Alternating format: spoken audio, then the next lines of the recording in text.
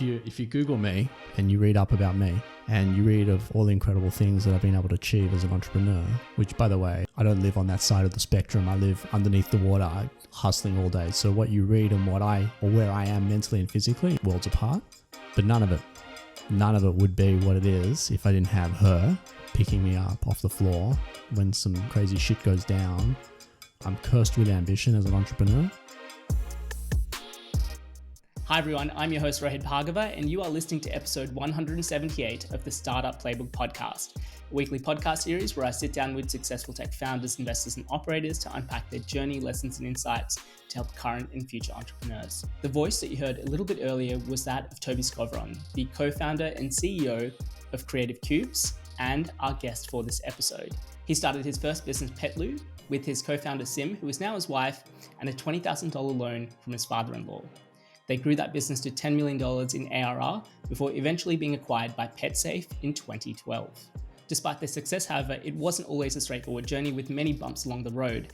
And in this episode, Tobi opens up on a lot of those stories, including when they owed over $1 million to a manufacturing plant with only $15,000 in the bank, and when they lost almost half of the $300,000 that they'd put aside for their US expansion, only for the global and Australian dollar to collapse overnight. But Tobi is no stranger to perseverance or resilience, as shown through many of his other businesses, including Creative Cubes, where he's a co-founder and CEO of the community and co-working spaces that not only survived through the COVID period, but also happened to open up new locations.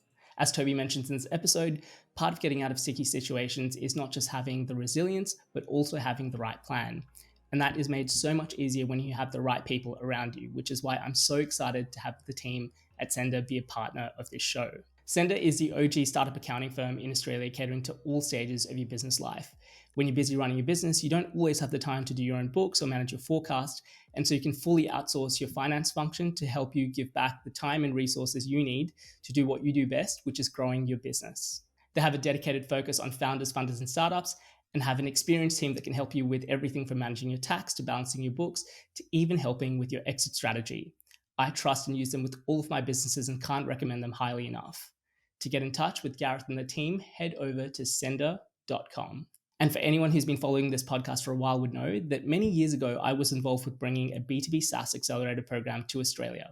One of the main challenges that I saw for companies back then, as well as what I'm seeing now into portfolio companies that we're investing in through Playbook Ventures that are selling to large enterprise customers, is how difficult, time-consuming, and expensive it is to get your ISO 27001 and SOC 2 compliance. These certifications are an important part of building credibility and trust with large enterprise customers, but can be such a big distraction and operational drain for early stage startups. Thankfully, there's a tool to help with this.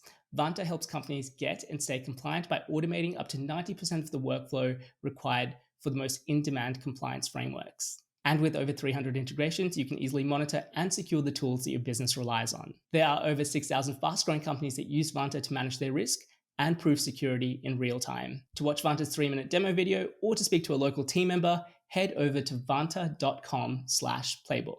With that out of the way, and without any further ado, here is my interview with Tobi Skovron.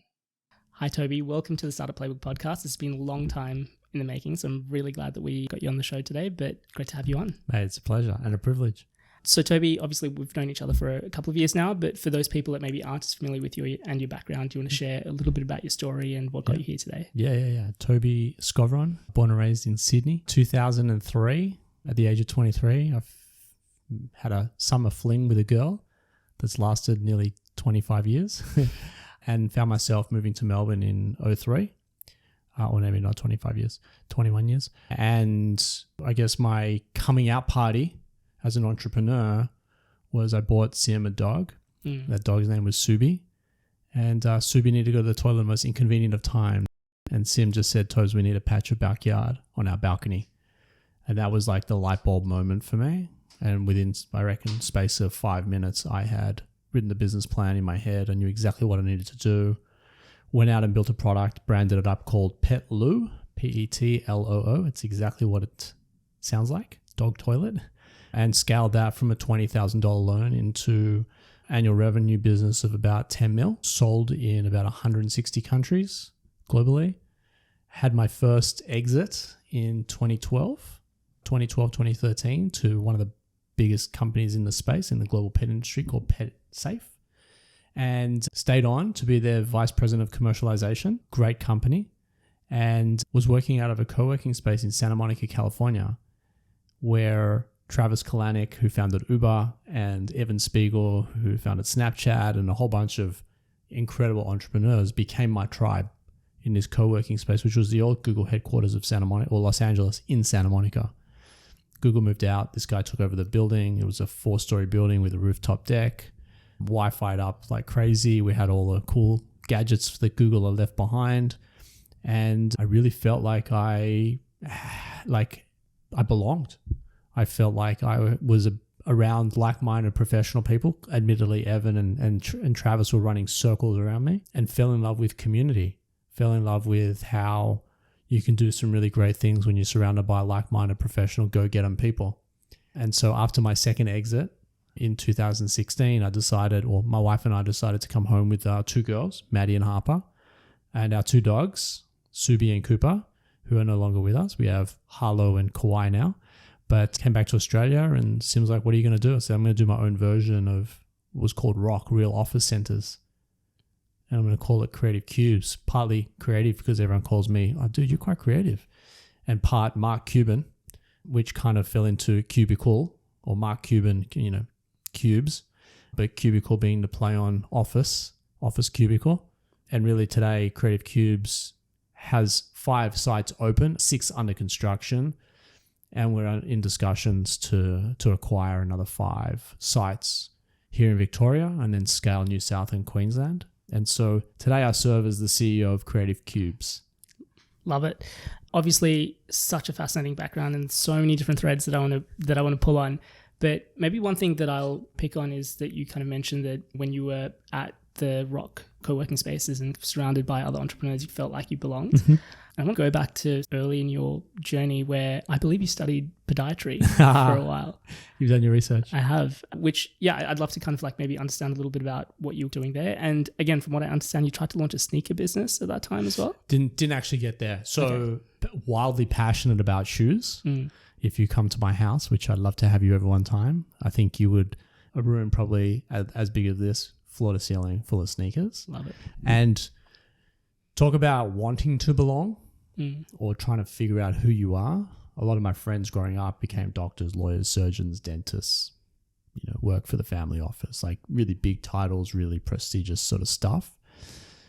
And there was me. It was just like, I wasn't confused, but I just didn't know what I wanted to do. And so to try and keep up, I was like, I love shoes, so I'm going to be a doctor of feet. Little did I know, first 3 years were all about skin disease, nail, fungus. Like, if you know anything about me, I'm crazy hygienic. If you've been to any of my Creative Cubes locations, they're pretty super clean. Yeah, you can eat off the floor. I wouldn't recommend it, but you could if you had to. And so, I studied podiatry to get the title of being a doctor. And then my vision was to then start a fashionable but functional shoe line. And I fell out of love with like the process. I fell out of love with like just dreading going to university. So I dropped out of uni. Told my mom I'd make her proud one day, but I don't know what that was going to be. And she's like, I'm living my life. You live yours. Don't live it for me. And like, that was like the unlock moment. And then later in that summer, I met Sim and followed her for a period of time to Melbourne, where our relationship grew. Like, we're backwards and forwards, Sydney, Melbourne. And then she went to Camp USA, so summer camp in the US. She was a camp counselor.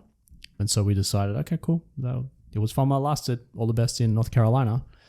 And she got off the airplane. I think she had left Sydney to say goodbye to me, went home to Melbourne to pack her bags and then head off to North Carolina. And she got off the airplane in Melbourne and said, call me. And it's like, I might sound stupid. This is not really what a girl really does back then. But I don't want to break up. I was like, I don't want to break up either. She's like, come be with me in America. I was like, shit, like that's a big ask. We were like gone from a long distance relationship, Sydney, Melbourne, to we're going to be together 24/7 for God knows how long. And so I told my mom, and my mom basically emptied out her frequent fly points. And so I went 3 months after she went. So she went for 3 months and then I joined her 3 months later. And then we just spent, I think, like 3 months traveling after that. So she was away for 6. And then at the end of that trip, I was like, all right, now what? That was awesome. But am I going back to Sydney and you're going back to Melbourne? She's like, no, I've got to finish my uni degree. I was like, well, I'll come to live in Melbourne for 6 months while you finish your degree and we'll figure out whether or not this is what it is. And 2 kids later, 4 dogs, but 2 of them have passed, 10 years in Los Angeles. I feel like I'm still having that summer fling with the most incredible person on planet Earth for me. Yeah, what a beautiful story. So I did speak to Sim as part of the research process for this interview, and she also told me about an infamous text message. Oh, yeah? That you sent about you sitting next to the pool and saying that, it'd be the perfect day if she kind of was next to you. Yeah, lying by the pool. Wish you were here to complete the perfect day. I'm glad that was the text message she was talking about. Yeah. I sent her quite a lot of messages. Yeah, she's like, so if you Google me and you read up about me and you read of all the incredible things that I've been able to achieve as an entrepreneur, which by the way, like I don't live on that side of the spectrum. I live underneath the water, hustling all day. So what you read and what I am, or where I am mentally and physically, like worlds apart. But none of it would be what it is if I didn't have her picking me up off the floor when some, crazy shit goes down. I'm cursed with ambition as an entrepreneur. She helps ground me in terms of allowing me to think clearly. She helps troubleshoot for me, with me. She brings a practicality to everything. And when I'm down, because entrepreneurship is more down than up, she backs me. She's like, you got this. Just do it. Like there's a lot more to it, but I don't want to let her down. She also told me about, I think this was just after you guys had first met and moved back to Sydney, and you had a conversation with your mum telling her that you would essentially marry Sim as well. So it sounds like, and I think you've kind of told me this as well, that you guys went from 0 to 100 very quickly. I think we obviously talk about it from a business context of like finding the right co-founder and building the right team, but so much of life is about surrounding yourself with the right people as well. What was it about Sim specifically that gave you that conviction that early? She's the most real person I know. A lot of people in this world hang off you for notoriety. When Shaq came, all of a sudden, like my phone was blowing up like crazy. When Shaq left, the phone went dead. Sim was like real. She comes from an incredible family. Her mum, she's a spitting image of her mum. Her mum is incredible. And her dad, I lost my dad at the age of 16. He passed away, and her dad has been my dad more than my dad was my dad. I've been in Sim's life for 20 odd years, and my dad was only mine for 14. Got sick when I was 14, died when I was 16. So the family values, the groundedness, the don't take life so seriously, Sim has unlocked a lot of things for me just by being who she is and having this unconditional belief in me to go out there and do it. But none of it would be without her. And similarly with the support that sits behind her, which is her parents, her sisters, my mum. I wouldn't be able to do half these things without that in the background just continuing to push me. And Sim and I often talk. I often feel this hand in my back. She shared this with you. Like I feel my dad around a lot. And I feel sometimes I want to punch him because I feel like he's pushing me and just pushing me. I physically feel this hand in my back. And so there's no out here. Like he's pushing me from another world. They, my sisters, my mom, Sim, her parents, my little daughters, and now my community and my team and my leadership group and my board of directors and my investors, they all believe in me. So there's no exit here. It's take this thing to the mountain, take to the top of the mountain, and when I get up there, we'll have some rest. Yeah. But yeah. And you also mentioned that you lost your dad at a relatively early age for you. I think he was 44 at that time. You're 44 now. 44 in October. 44 in October.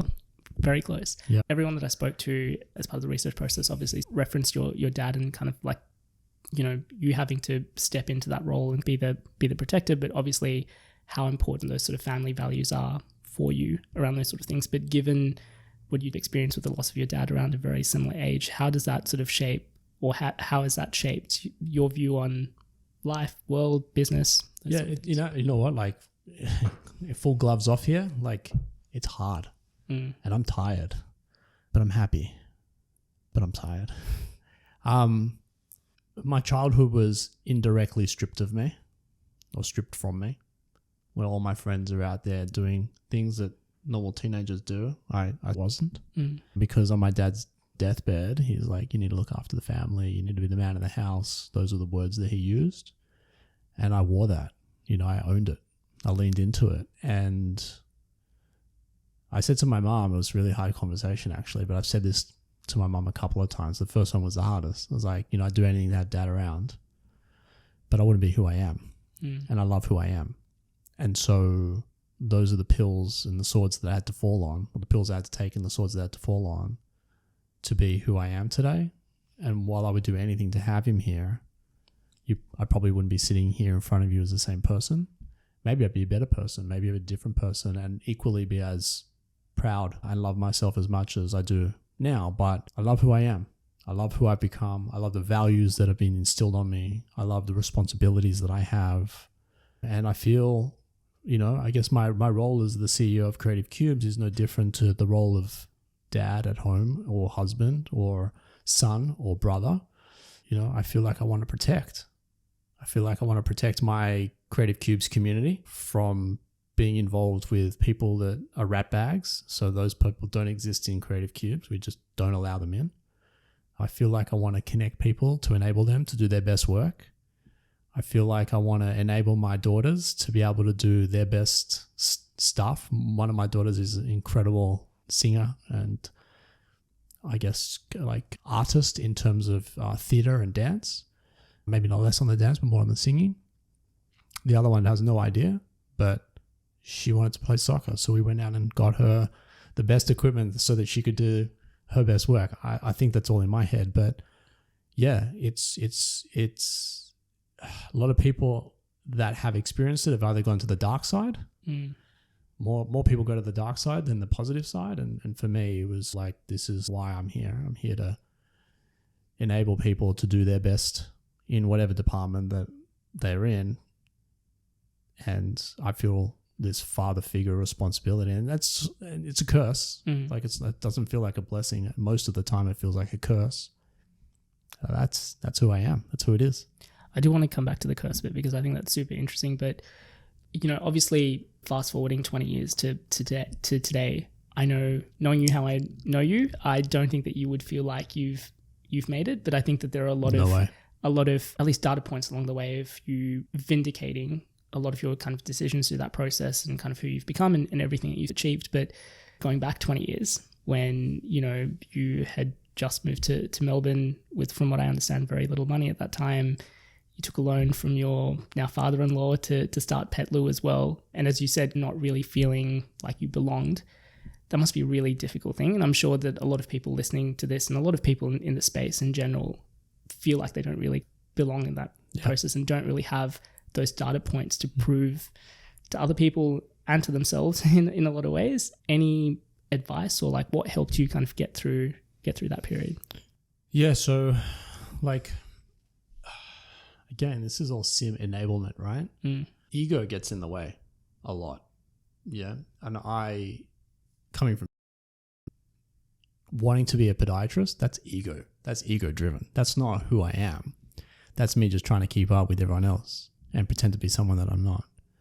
And standing in front of a girl that I was trying to impress, who's sim, and telling her that I'm studying podiatry and da-da-da-da. She's like, yeah, cool. Want to go to the beach? Want to go swim? Want to go hang out? Want to do this? Want to go do that? It's like the stuff that was vanity was like brushed aside because she didn't care. And after 21 years, like it's so far in the rear view mirror that my advice to anyone or everyone listening or anyone listening is, who cares? Be true to who you are and just do stuff that makes you happy, because trying to pretend to be someone that you're not, trying to impress people that you think care, the reality is they don't care. They're also confused, also trying to figure it out. I saw Nathan Buckley at an event recently. and I went up to him, and he was a big customer at Petloo. Like we gave him and his dog Big at the time, which was this tiny black pug, Big, a Petloo. And I went up to him and said, Nathan, man, you've done so well. So like I've been watching from the sideline. In fact, I've named a meeting room after him in Collingwood called Bucks. And you've done so well. And he just turned and said, man, I'm just trying to figure it out. Yeah. And I was like, fuck, that's real. Like he is, in my opinion, he's a superstar of his work. Whether he was a superstar athlete player, whether he was a superstar coach. More recently, he's done a lot of stuff in the media. I've kind of looked up to that. And when I got to sit with him, he's like, I'm just trying to figure it out. I go, mate, you're doing so well. Keep going, And I'm nothing to him.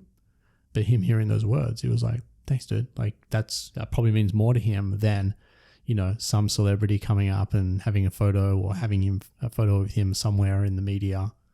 Just keep it real. Just be real. Just be honest. What I love about who I am is there's no shit to hide. If you don't like it, oh well. I'm not trying to keep up. I'm not trying to pretend to be. That's okay. There will be a tribe in this world somewhere where all of that is great to them, and you'll be celebrated instead of tolerated. And so I try really hard at Cubes as well to celebrate all of our members, celebrate all of our staff, make sure that everyone feels heard. Some people overlook me and say, can I help you? Oh, no, I'll wait for that. I was like, I'm here to help. I'm part of the team.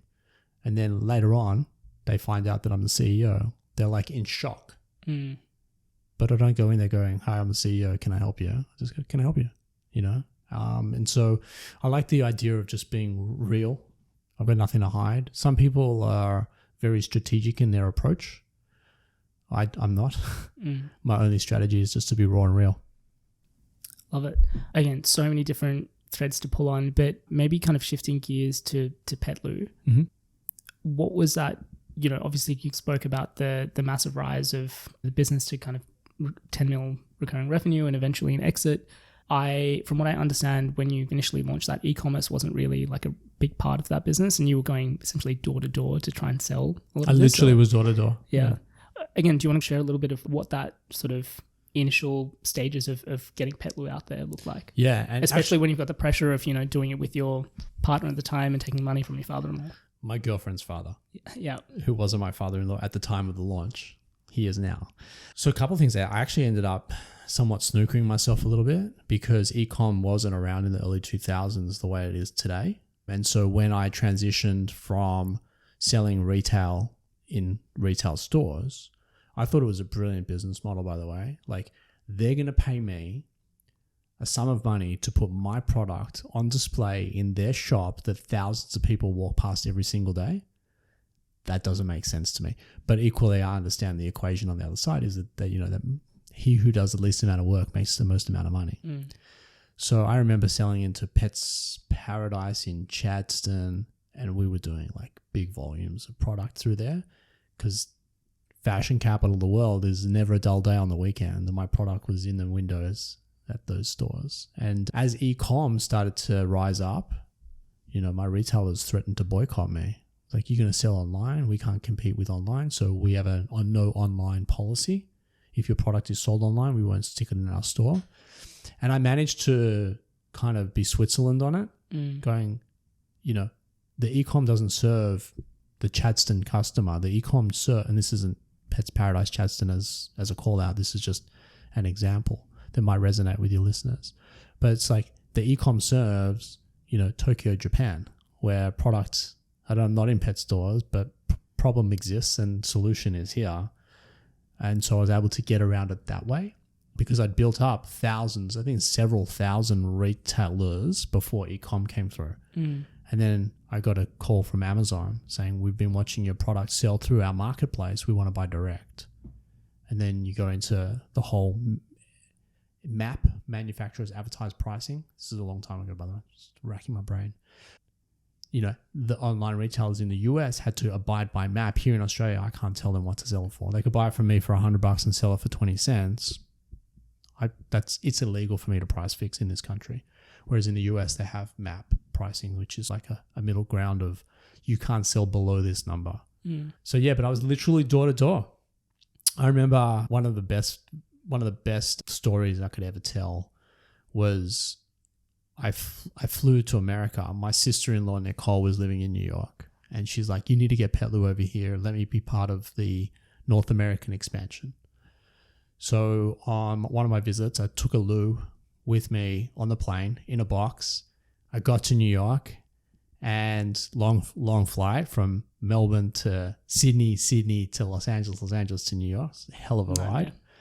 And we got a old bag trolley and an Oki strap. And I jumped on the train.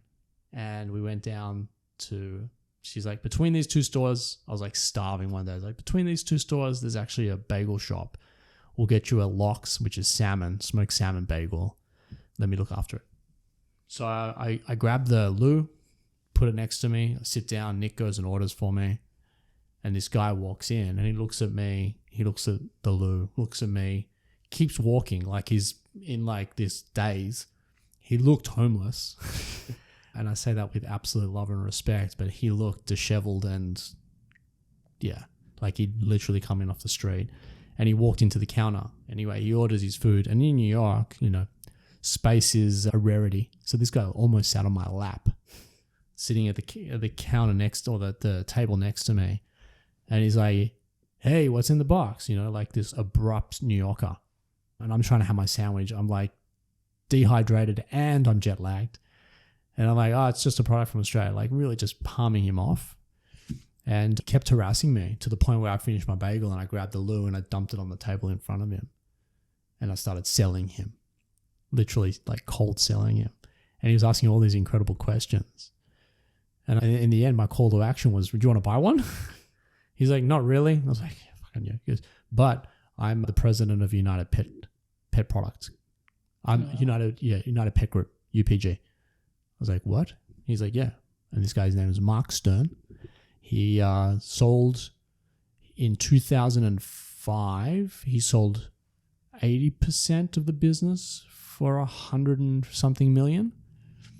He sold 70% of the business for 115 million or 120 million. Big number. Kept 30%. And then in 2008, he sold the balance of 30% for 315 million. And he's sitting next to me. He's like, I like it, kid.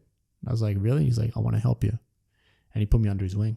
He's like, you need to go home. You need to pack your bag. You need to come back to America. Let's rock it. And literally, I don't know, there's 10 million, maybe more people in New York City. And I literally land on the lap of UPG president. And he put me under his wing. And in 2009, we relocated to the US and grew this business like crazy. And Mark was an instrumental leader for me and guide to enable that success. What are the chances? So that's literally a needle in a haystack. And this guy almost didn't have any of my time. I was ready to get up and leave, but he kept pushing the questions. And then I was like, you know what? Like, you're in a foreign country. You know, when in Rome, do what Romans do. And so I leaned in and I relocated my whole life to America off that meeting, off that chance meeting, which is incredible.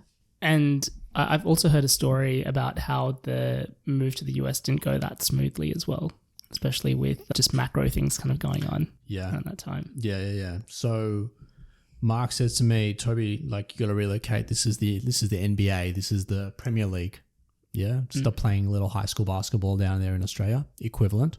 Stop selling to, 1,000 pet stores. Come sell to 50,000 pet stores. And so I went back home and I said to Sim, we need to move. And she's like, well, all right, where do you want to leave? Where do you want to live? And I was like, you tell me. And so on the count of the three, we both blurted out where we'd live. She said LA and I said Los Angeles. And so we made a decision that we'd spend a period of time putting a general manager into our Australian operations and then fund our US operations from the success of our Australian operations. We had $300,000 Aussie to invest in our North American expansion. My third bedroom in my Venice Beach, California apartment was our North American headquarters. Sourced my logistics, and on the day we decided to leave, the dollar was 97 cents to one. So it was almost a parity. And then the day we landed was at 58 cents. So just in currency conversion, I lost like $156,000 of working capital, and I was behind the 8 ball the whole time. I was literally like paycheck to paycheck, in like sale to invoice to receipt to pay vendor for 4 or 5 years, maybe even 6 years that we were there, like just pure struggle.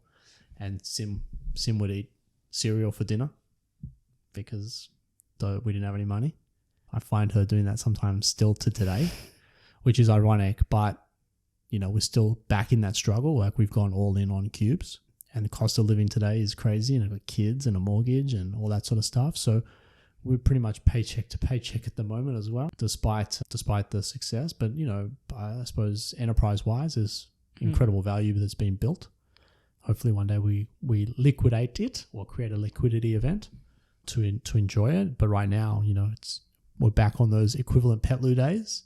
Pandemic was hell on earth. We'll talk about that, no doubt. But yeah, I lost $156,000 of working capital and just danced every day in front of retailers, in front of distributors, in front of anyone and everyone, and just hustled like nothing else to just stay alive financially, despite the fact that we landed there at the peak of the global financial crisis. And what does that look like? Because I know that we've had a prior conversation where you mentioned that you owed a manufacturing plant $1 million and you had like $15K in the bank or something like that. Yeah. Again, I think that so much of the stories that we hear about entrepreneurship is the successes, the exits, the 10 mil ARR, but every single founder that I know goes through endless amounts of, almost on a daily basis, these kind of gut punches. Again, for the benefit of founders that are listening that maybe haven't had the benefit of kind of getting to the other side of that and just in the middle of that right now, do you mind sharing what did that process look like when you owed $1 million and had 50? Yeah, I actually don't think there's a process. It's just balls to the wall, right? It's just eat or be eaten. In the US, there was a couple of threads that I could pull on, or a couple of levers that I could pull on.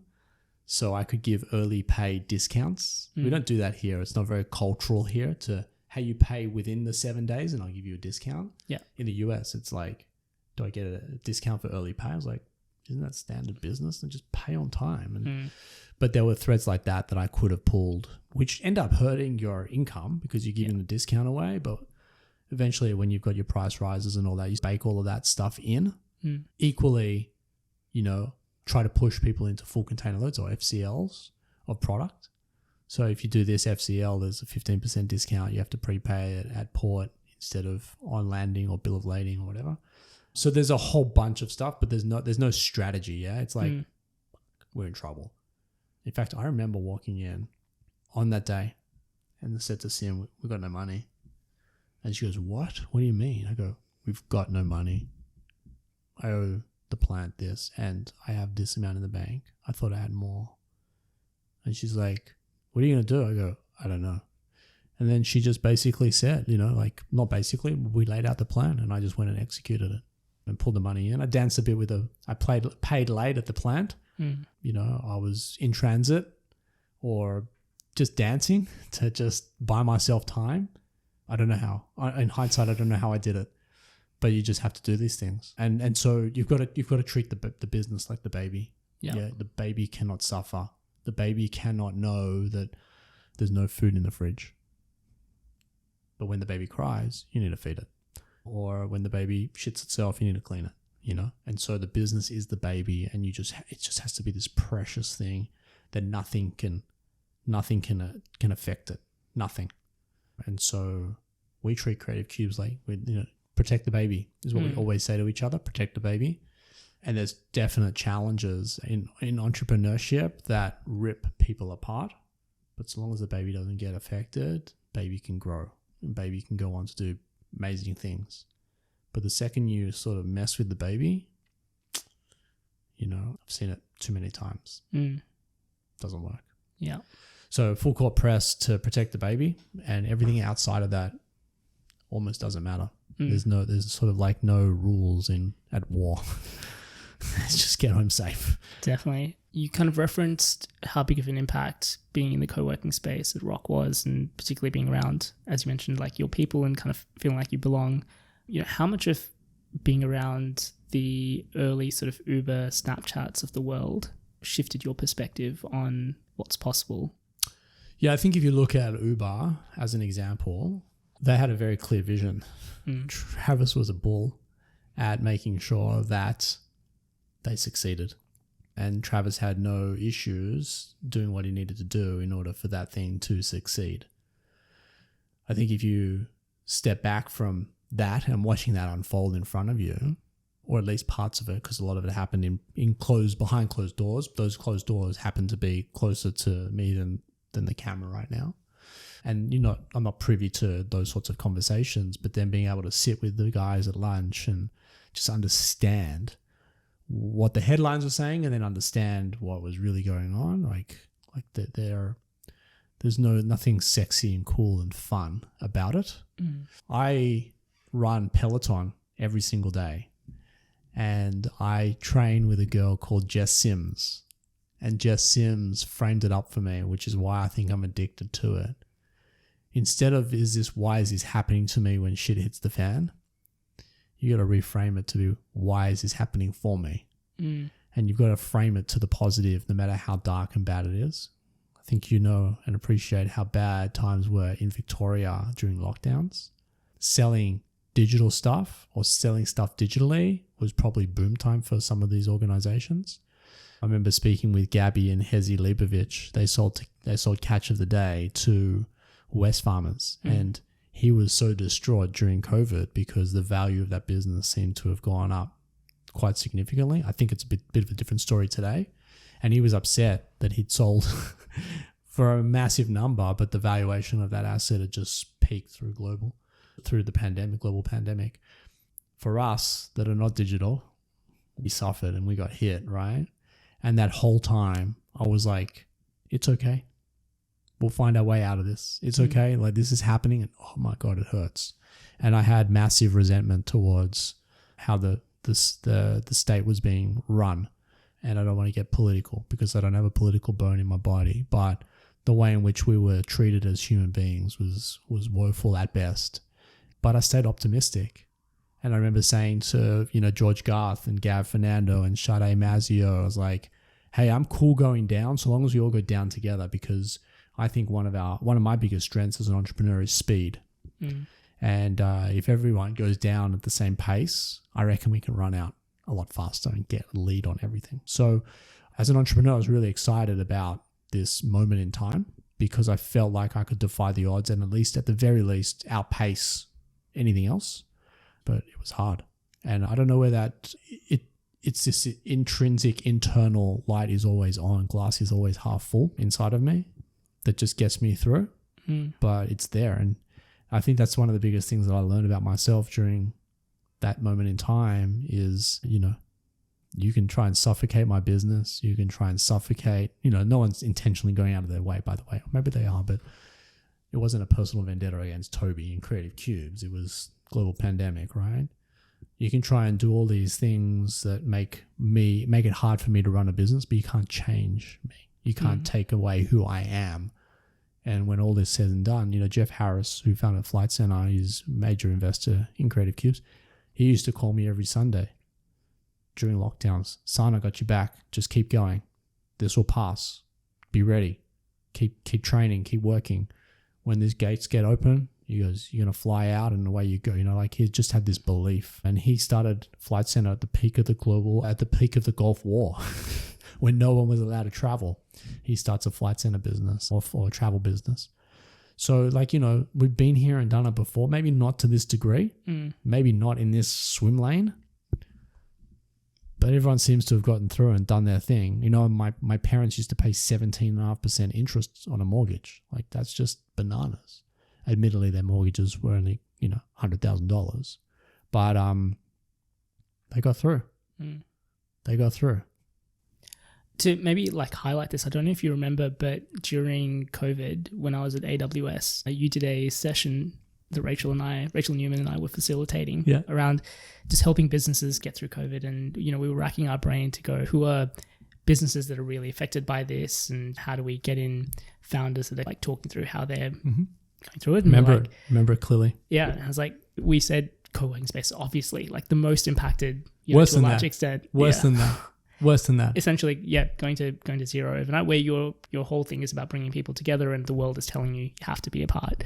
And I remember we did the session, and then I don't think we've ever spoken about this, but Rachel and I just walked away going, how is Tobi so optimistic about this? Like, we were expecting you to just be upset, but like, just, we were expecting a very different vibe. But I think it speaks volumes of your optimism around that, but also like your strength and will and resilience in getting through very extremely difficult moments. So a couple of things. I love Rachel Newman. She's great. I love her. I'm going to call her after this and say hi. A couple of things there, right? Firstly, I'm not just in co-working. I have an events business. I have a cafe business. And at the time I had a fitness business as well, a wellness business. And all four were the like big red X. Go there and you will die. Go buy from a cafe and you will get contaminated. And go to an event and you will catch this deadly virus. Go to the office, the air conditioning systems will absolutely kill you. Stay at home. Those are the messages, right? How did I stay optimistic? I just like, that's who I am. Try to find the good in everything and anything at all times. You can shit on the table here and I will try and find something. Mate, are you okay? You're not feeling well? But I'll try and find the good in it, not like, what the hell are you doing? You know, like that's just who I am. But I think about myself in so many different scenarios all the time. The one I talk about the most is I love basketball and I'm at the free throw line and the score is 99-100 and my team is down by 1. The clock has finished and I've got 2 free throws. If I concentrate on the guy or the girl standing behind the basket going, hey, look over here, like they do, I deserve to lose. If I stay hyper-focused on executing and going through the fundamentals that I've gone in to the gym every single day and just go through that practice, we deserve to win. I didn't come this far just to come this far. The second scenario that I think about all the time was actually during the pandemic. I remember being, like during the pandemic is one thing, but I remember being as a kid on the athletics track. And I would line up on the 100 meters and I would look across the lanes and I'd go, I can beat him, I can beat him, I can beat him. I stand a chance here. No one else believes in me. I reckon I've got a chance here of actually getting a medal. And if I push myself enough, it's only 100 meters. Stay in that pain and you might end up winning. And so as the pandemic is bringing all these businesses down, I'm looking across going, I reckon when everything's down and we're allowed out of the gate, I reckon I can place first here. And so optimism, entrepreneurship, cursed with ambition, sizing up competition, backing myself. You can try and take whatever you want from me physically, but you can't take me. You can't take the wind, the air out of my lungs and the beat out of my heart. So long as you can't touch that, you can't break me. I know it's wild, but those are the things that go through my head. Something Sim mentioned as well, which I didn't realize, was, in that state, in that moment, it's so easy to get self-protective and into around those sort of things. And what you did instead was open up 2 other spaces. Is that right? Yeah. Yeah. Why? Why? Why? Jeff Harris, this isn't going to last, son. Be ready. Stay ready. I didn't get the choice of opening at a certain time. I didn't choose to open building 3 32 days before lockdown 1 and building 6 days before lockdown 6. 4 days before lockdown 6. I didn't have a choice in those. But just Jeff Harris was just like, this will pass. This moment in time will pass. We're not going to be like this forever. This isn't the end. The world will go on. The sun will rise tomorrow. Brad Harris, Jeff's son, often says, in the dark, I'm going to stuff this up, but it's the darkest just before dawn. Yeah. I don't know what that saying is, but he references it a lot. I do listen, Brad, I promise. But the light's going to shine again. It's not over. And then for me, from a commitment perspective, I've got my kids that are looking at me. I want them to be the best human beings on the face of earth, right? And so I've got to lead by example so that they have something to model towards. I've got staff members that what choose to come and be employed by Creative Cubes versus another operator or another industry because they're inspired by their leadership. Whether that's me, Sade, Gav, George, whoever, they're inspired. So I got to show up and be the best version I can be. My wife, my mum, my sisters, they have this just unrelentless belief that I've got it. So just keep going. So again, what choice do I have? I just got to keep going. And so I didn't choose to open them during this pandemics. I didn't choose for us to be in lockdowns. I just kept to my program and just kept plowing forward. And the reality is the storm that almost killed us is the storm that made us. No one really wants the traditional lease anymore. So I believe in this one thing that good people win in the end. My mum used to say, careful where you shit, because it's going to come back to you 10x. So if you do good, it'll come back to you 10x. And if you do bad, it's going to come back to you 10x. And so the pandemic actually tore apart the traditional office, the traditional lease. It tore apart like process. It unlocked freedom and flexibility. And ironically, maybe good people do win in the end, but ironically, all of what I do fits that future so perfectly. And so we just got to keep doing what we're doing. It works. We want to have positive impact. Creative Cubes wants positive impact on the communities that it enters, whether it's a Carlton neighborhood or somewhere in Sydney or somewhere on the North Surf Coast or wherever it is. I want to have positive impact on those communities and those people, and I want to play a father figure role, not in a hierarchical position, but just as a protector, and make sure that everyone can do their best work and, exceed their expectations of what they thought they were capable of doing. Going back to that sort of curse of ambition and just that kind of almost like blind optimism for sure around things, I think something I personally totally get, and I'm sure that a lot of people listening to this also resonate with a lot of that.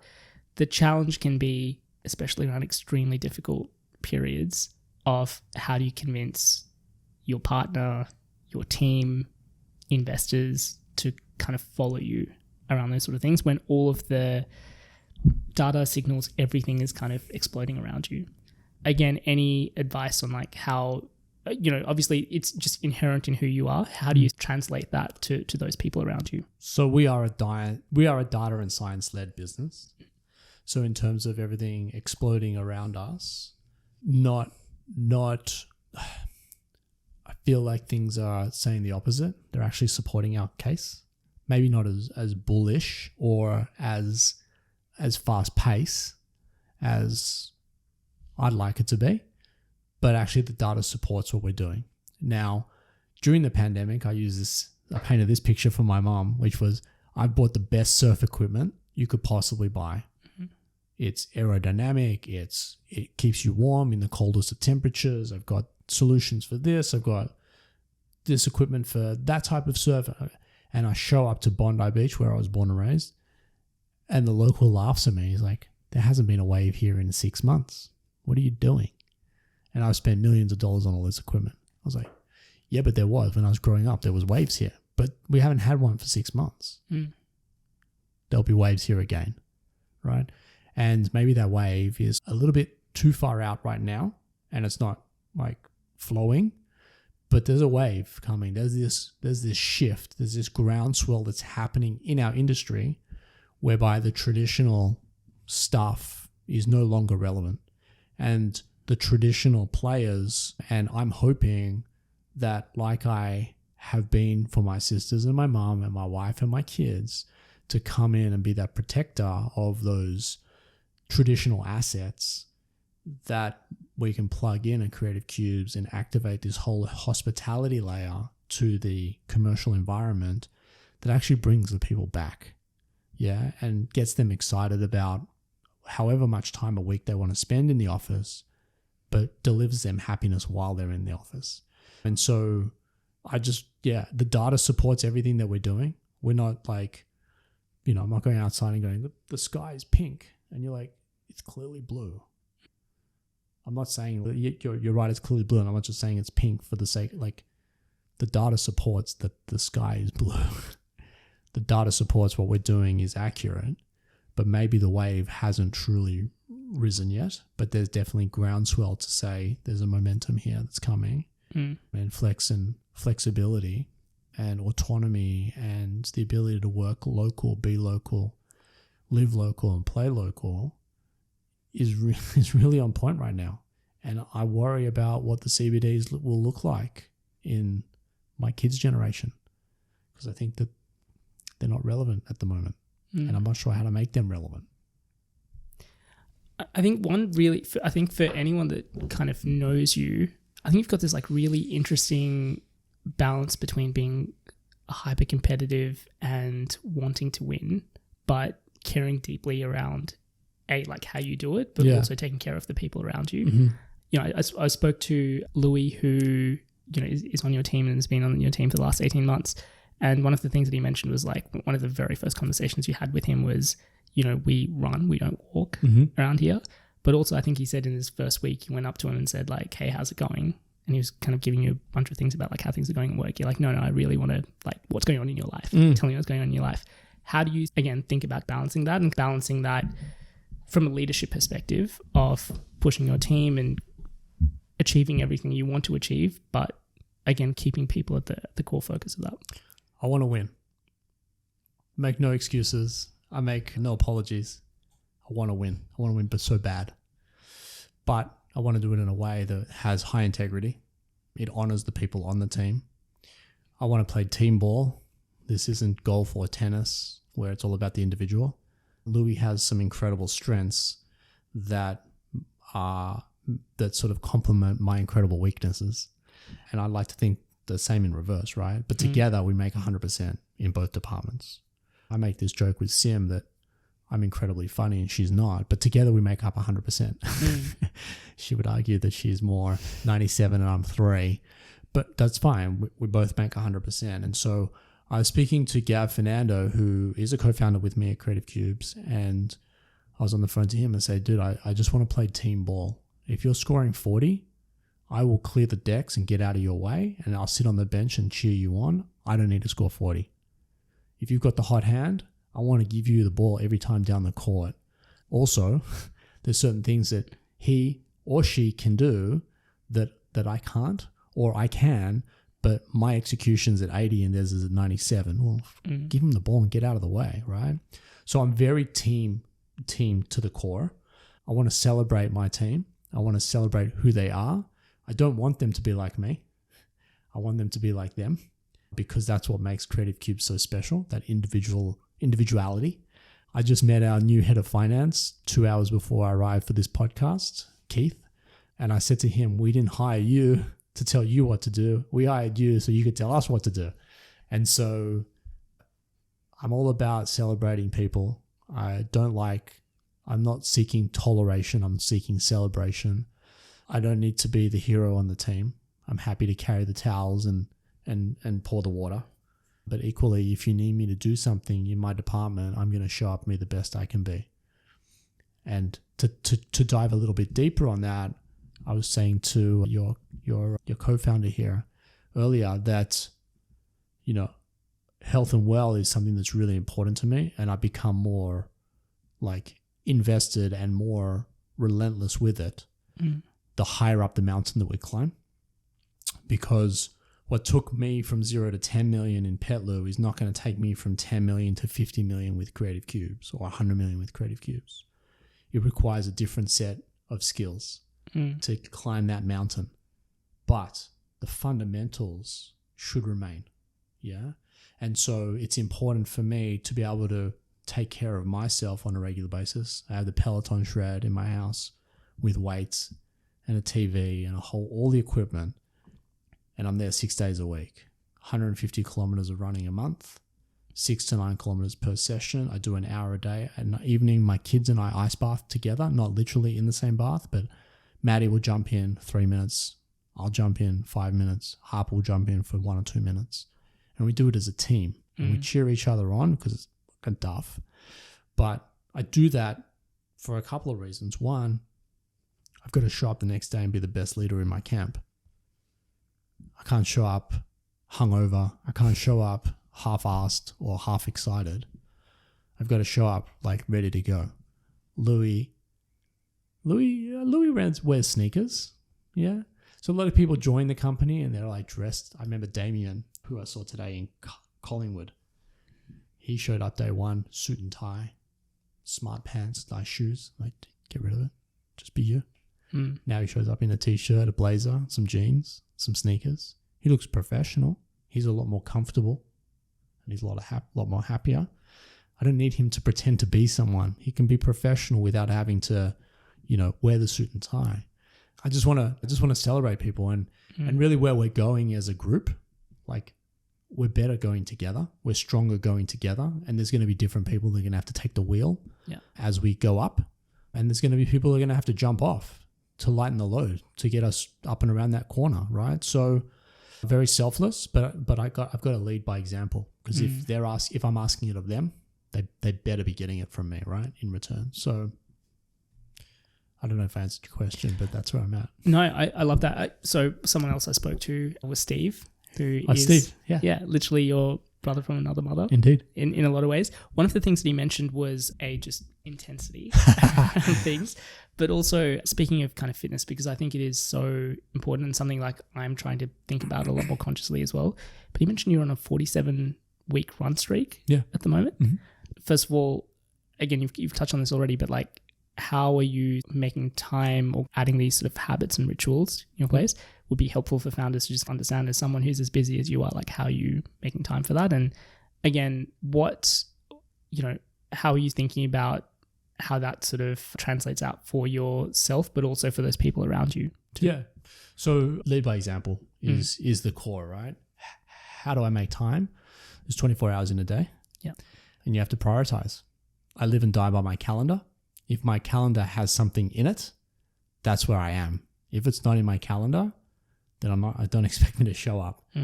Simi has become accustomed to this, so she'll slot stuff onto my calendar, and that's the priority for them. Like, if I have to pick the kids up from school or drop them off, then that's on my calendar. No one else can book in on that time because that's my commitment at that time. I get up at 4 a.m. every day. Yeah, wow. Yeah, but I'm in bed by 8:30 at night. So I'm getting plenty of sleep. I'm also ice bathing. So that recovery period is actually like I'm awake at 3, not because I can't sleep or I'm insomniac. I'm just recovered. I'm rested. I've had a really deep sleep because the ice has really cooled my system and put me into a really, really deep sleep. And I don't have to go far. I don't have to make excuses that it's raining or the car, I don't have enough petrol, or I drive an electric car anyway, but there's not enough battery in the car. I've just got to walk across the backyard into my little studio at the back there, right? And so, to be clear, it's 47 weeks in a row of 6 days a week, 1 hour per day. That includes 15 minutes of lifting weights, 45 minutes of running, 5 minutes stretching straight after. You can include that's an hour 5. I do a 10-minute stretch at night, and I do a 5 to 8 minute ice bath in the night as well. And that to me is almost like you waking up, brushing your teeth, and having breakfast. Like it's just part of the day. I have a sore back today, but I still got up. I didn't run, but I walked. I tried to run a little bit, but I walked because I can't not. My body needs that, that flush through its system. And I do it because I'm required to be operating at an optimal level as a leader in an organization that is facing a lot of challenging macro wins, and I've got to be the best. I've got to be on point. I don't have the ability to not. So this is what I do, and I make time for it. I put in my schedule, I put in my calendar, and you can't get into my calendar if there's something there. That's the priority. I try to not to move things around, but when it comes to kids and health, like I can't move things around. Yeah. I think I've mentioned this on the podcast before, but when I was at 1FF, I know there was a period that I just wasn't doing anything at all. Everything was just kind of focused, and I felt bad about taking myself like time away around those sort of things. And then I started booking in just every single day, 90 minutes to go to the gym, Virgin Active on Burke Street. And what I thought would be a bad thing, or people would look at it a bad way, like actually enabled the team to go, maybe I should start taking care of myself as well. And totally. I think it just made me think a lot better, made me perform a lot better, and all of those sort of things. Like, a lot of this is really important, and I think you can look at it as time away from critical things, but actually it just makes everything so much better. I look at it like a bow and arrow. So it might be pulling you away from stuff, but when it lets go, you fly through. So look, I think that, mental health is a really important thing. I recognize that on days that I don't, or historically on days that I didn't work out. So I used to train at Orange Theory Monday, Tuesday, Thursday, Friday. On Wednesdays, I was pretty sluggish, but I needed the recovery. And so here, I'm not sprinting the marathon every day. I'm not putting myself, like I'm definitely like dripping wet when I leave the session, but I'm doing bite sizes and I'm doing bite sizes frequently. And that really works for me. It also enables me to show up. And Steve talks about intensity. Yeah, like fiercely competitive, but not in a vindictive way. I put a lot of pressure on myself, and I keep that to myself because I know I have it in me. I don't think I can be Michael Jordan, but I think I could be Michael Jordan of my industry in my own way. My friend Phil Handy happens to be the assistant coach of the Los Angeles Lakers. He has a brand called BYOG, Be Your Own GOAT. Be your own greatest of all time. Forget about Michael and all these guys here. Be the best of who you can be in that moment, in that time, in your industry, doing stuff that you love. And that speaks to me, regularly speaks to me. Yeah. Speaking of fitness, we recently invested in Playbook Ventures, recently invested in a company called Everlab, a preventive healthcare platform. They're opening up their first clinic in Melbourne. We'll make sure we get you along to that. I'd love to do that. We'll definitely tee that up. Something that you mentioned a little bit earlier was just essentially you having to evolve and grow yourself. As you said, what kind of got you to 1 or 2 million is what is going to get you to 10 mil. And I know in the previous conversation you've mentioned as well, a conversation that you had with, I believe it was PetSafe, who ended up acquiring you in the end. But when you were doing 2 mil in recurring revenue, you thought you was killing it and proposed them about investment. They said, like, that's cute, but talk to us when you get to 10, because they were doing 600. They were doing 375 and they got to 600. Yeah. They were 375 when I joined them. Yeah. First of all, I think it's like essentially what we were talking about earlier in terms of like shifting perspective around all of those sort of things is really important. But I guess when you get a bit of feedback like that of going, you're at this level, now you have to 5x that. Yeah. What did that process look like in terms of growing that business from 2 to 10? Yeah, I mean, it was definitely a hip check. And what I mean by that is, running down the field and I'm like running in this all this glory, and then out of nowhere, boom, you get smacked and you spill the ball and you're in a daze, right? But I expected more from myself. So next time I'm running down the field, I'm sort of like holding that ball, protecting that baby like crazy, watching around me, because like before I was like, I feel like I'm so far in front, like no one's going to catch me, and then out of nowhere, just bang, you get hit, right? So that was a real hip check.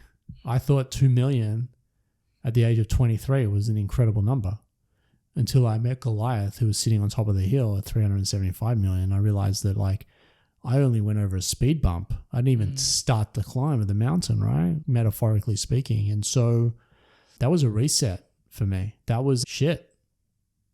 I'm not as good as I thought I was. I'm not doing as well as I thought I was. They're up there laughing at me down here. I'm going to get up there and punch them in the nose. Not really, but I feel like I love the David and Goliath biblical story. I feel like I'm David all day, every day. And I never want to be Goliath, but I definitely want to topple Goliath. And so, yeah, it was a massive reset.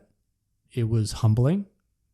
It was, a bit of a smack in the mouth without being rude and abrupt and disrespectful and all the rest of it. Like, no one was saying you suck, but talk about the tenacity and intensity. I was like, fuck, do better. Come on. You're not the biggest guy in the room. And so, it was very humbling, but it refocused me.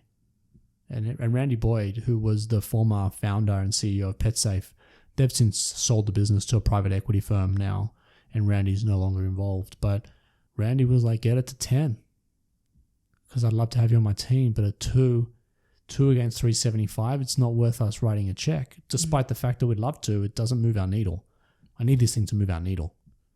So that was the new reset. It was like, get it to 10 and you'll buy it. And I got it to 10, and I don't think I actually got it to 10. I got to think of just shy of 10, but he came through. Yeah. close enough. And I think it's, again, maybe we can't talk about everything on the podcast, but obviously I know through conversations you and I have had about just even services and the way that you think about creative cubes, it's really fascinating how from an outside perspective, it looks like things that maybe aren't as obvious in terms of services or things that you provide through co-working spaces to your members or things that you do, but just add a tremendous amount of value around those sort of things. Again, I think for any founders that are running their business, they have a million things going on. You're focused on short-term sort of things. It can be hard to pull yourself back and really think creatively around, just additional value add pieces that aren't as obvious. Do you have anything that you do to either dedicate time, or what's your approach in terms of finding opportunities like that aren't as obvious that you seem to learn and grow into?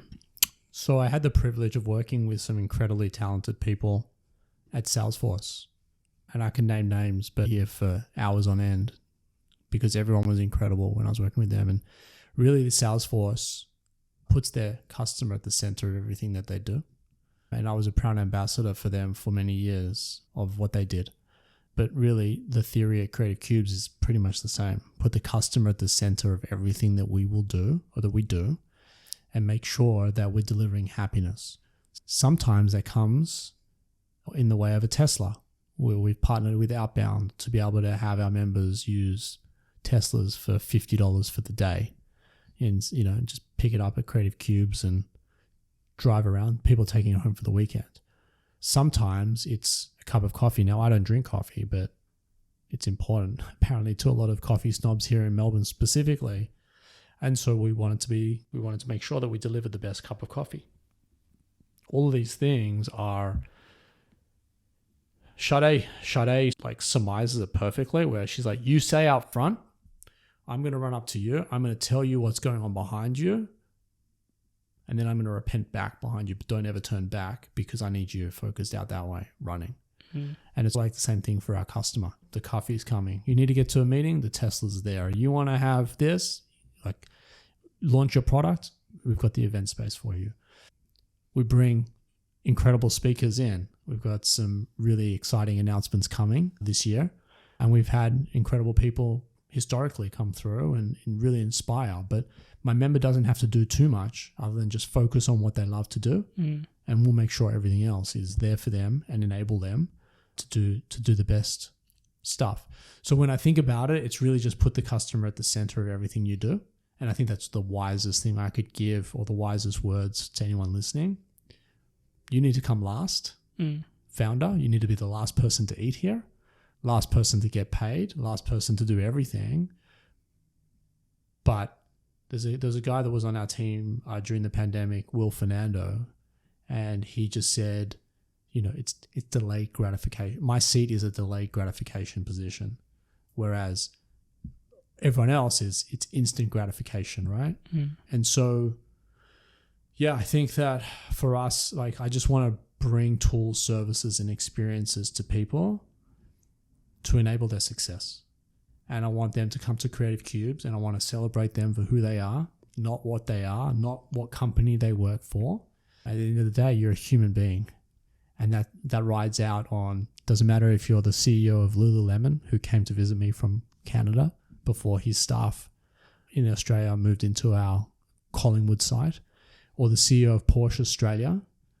You're just a really good person that wants to do great things in an industry, in a swim lane that you want to be the best, or be your own goat in. And I just want to be a small part of helping that momentum for you, with you. And that's what's there for me. Yeah, amazing. Tobi, I can speak to you for hours, but maybe just to end this podcast, I know that I've mentioned this to you as a thank you in terms of things that you've done to like personally help me, but wanted to give a shout out as an example of what you've just spoken about. So when I was at 1FF, a question that I got asked a lot is how we got 40 odd athletes on. And where it all started was an introduction that you made for us to Rishi, who manages Shaq, which Shaq wasn't quite the right fit, but he introduced us to Kamaru, and Kamaru then brought on a bunch of his friends, and that kind of led on to a bunch of other things. And I think it's such a great example of, I think people find it really hard to believe that amazing people like yourself are so giving in this ecosystem. And also Creative Cubes itself was a really big part of our journey at the very start. When me and my co-founder would walk around, we were fundraising, we ran into Matt Allen, who is one of your members there as well through Tractor, and that kind of led on to investment from SideStage and a few others as well. So just wanted to say thank you for everything you've personally done to help me, but also just what you do for the community and the ecosystem. I'm sure that you don't hear this enough, but it's a huge help to a lot of people. So that's my why, man. Thank you. That I feel wildly successful today because of that. I don't feel that way a lot of days. But that's my why.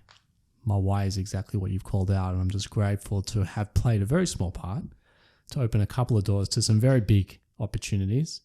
But I only opened the door, and I only leverage my relationships to enable what you do and how you do it, and the success that you've had beyond that has nothing to do with me. So I think that's why it works so well. Again, I put myself last.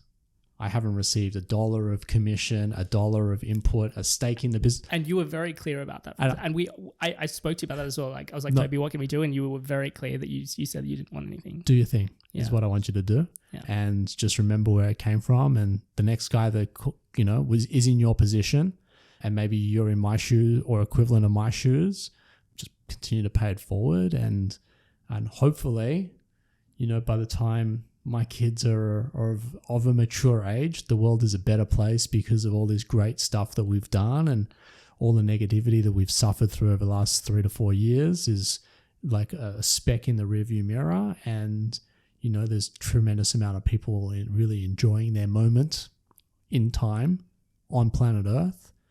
And hopefully there's a little bit of legacy there for my kids to say, my dad did that, my dad helped that. Because there's people that have stopped me in the street. Not admittedly, when I was a lot younger, and it was like, your dad was an incredible man. Your dad was like a real mensch, a real gentleman, a real champion of his time, and that was a lot of joy for me. And so I'm hoping that happens for my kids, and I'm proud of the relationship.